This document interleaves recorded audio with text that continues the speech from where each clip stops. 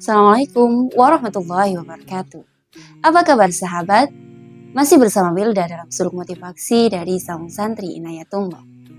Sahabat, ikhlas adalah rukun agama, inti dari ibadah dan landasan segala perilaku menuju Allah SWT. Lalu apa sih ikhlas itu? Ikhlas adalah mengesahkan Allah ketika melakukan ketaatan. Ikhlas berarti kita melakukan ketaatan dengan tujuan untuk mendekatkan diri hanya kepada Allah tanpa dihiasi dengan sikap pura-pura ingin mendapatkan pujian atau hal lain selain takarrub kepada Allah. Makna ikhlas terkandung dalam Quran surat Al-An'am ayat 162 sampai 163 yang berbunyi A'udzubillahi minasyaitonirrajim. Qul inna sholati wa nusuki wa mahyaya wa mamati lillahi rabbil alamin la syarikalah. Shadaqallahul azim. Yang artinya, katakanlah sesungguhnya salatku, ibadahku, hidup dan matiku untuk Allah Tuhan semesta alam. Tidak ada sekutu baginya. Sahabat, golongan yang paling dituntut untuk bersikap ikhlas adalah para ulama dan dai. Alasannya sebagaimana yang disebutkan oleh Imam Al-Ghazali bahwa motivasi sebagian besar orang untuk menyebarkan ilmu adalah keinginan untuk mendapatkan kedudukan, memiliki pengikut, serta kesukaan pada pujian dan sanjungan. Tetapi bukan berarti kita sebagai orang biasa tidak dituntut untuk ikhlas. Dalam salah satu hikmahnya, Ibnu Athaillah mengatakan, amal adalah kerangka yang tegak dan keikhlasan adalah ruhnya.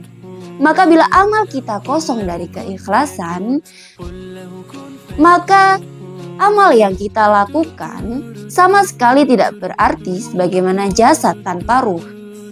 Keikhlasanlah yang akan membuat amal kita bermakna.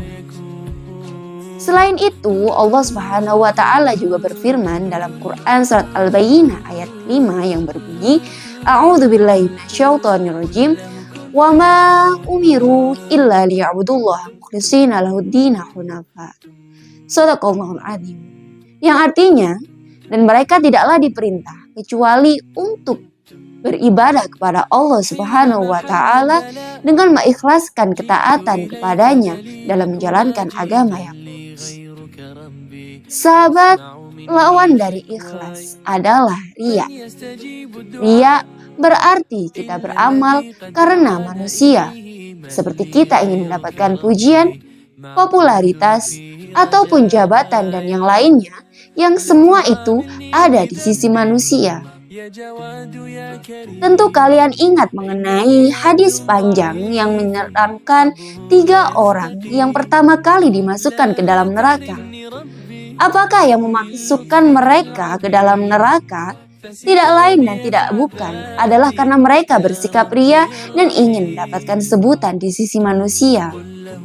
Selain itu, sikap riya adalah sikap dari orang kafir dan munafik.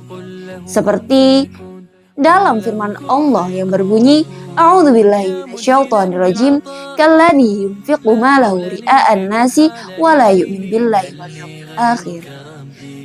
Shadaqallahul azim. Yang artinya, ia seperti orang yang menafkahkan hartanya karena riya kepada manusia dan tidak beriman kepada Allah serta hari akhir. Sahabat, selain itu, riya juga merupakan syirik yang tersembunyi. Sebagaimana yang diriwayatkan oleh Mahmud bin Labid bahwa suatu ketika Rasulullah SAW keluar dan bersabda, "Wahai manusia, jauhilah syirik yang tersembunyi." Para sahabat kemudian bertanya, "Wahai Rasulullah, apakah syirik yang tersembunyi itu?" Rasulullah pun menjawab, ia yang keluar untuk menunaikan sholatnya, kemudian ia memperbagus sholatnya karena dilihat oleh manusia. Itulah syirik yang tersembunyi. Sahabat, sikap pamer dapat terlihat oleh manusia secara jelas, tetapi riya yang tersembunyi tidak dilihat oleh manusia. Tidak diketahui tanda-tanda kapan ia akan hadir. Lalu bagaimana cara kita menyadarinya? Ketika mulai muncul keinginan untuk mendapatkan posisi di sisi manusia, keinginan untuk segera dipenuhi kebutuhannya oleh manusia, kemudian ketika ada orang lain yang mengambil bagian yang menurut itu adalah milik kita, kita merasa kecewa dan tidak terima, maka itu berarti kita telah melakukan sesuatu karena ria. Inilah mengapa amal yang dilakukan secara tersembunyi masih lebih baik daripada menampakkan amal. Tetapi ini hanya berkaitan dengan amalan-amalan yang bersifat sunnah. Untuk amalan yang bersifat wajib dan rukun Islam, ia justru harus ditampakkan sebagai bagian mengagungkan syiar Islam. Sahabat, jumlah orang yang ikhlas sangatlah sedikit. Karena sebagian besar kita lebih suka bila ibadah kita dilihat oleh orang lain. Padahal bila amal kita dilakukan dengan sikap riya, ia tidak akan diterima oleh Allah dan tidak pula akan diterima di sisi manusia. Mengapa tidak diterima di sisi manusia? Karena manusia tidak akan tertarik untuk melakukan amal yang kita lakukan.